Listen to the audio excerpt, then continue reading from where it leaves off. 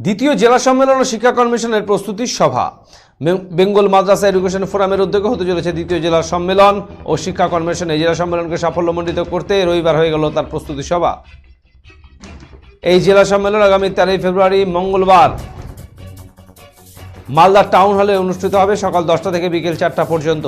এই জেলা সম্মেলনের মূল উদ্দেশ্য হলো সকলের মধ্যে সম্প্রীতির বার্তা তুলে দেওয়ার পাশাপাশি সকলকে শিক্ষার দিক থেকে এগিয়ে নিয়ে যাওয়া। ধর্ম যার যার, দেশ সবার, সম্প্রীতির বাংলায় শিক্ষা সবার, এই স্লোগানকে সামনে রেখে মূলত বেঙ্গল মাদ্রাসা এডুকেশন ফোরামের উদ্যোগে এই জেলা সম্মেলন।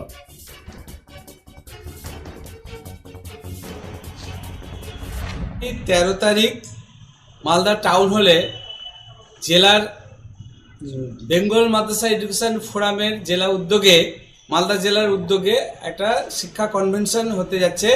তারই প্রস্তুতি হিসেবে আমরা এখানে আছি। বিভিন্ন জায়গায় পোস্টারিং করা হচ্ছে এবং বিভিন্ন সদস্যদের কর্মসূচিতে আহ্বান জানানোর জন্য আমরা এখানে সমবেত হয়েছি।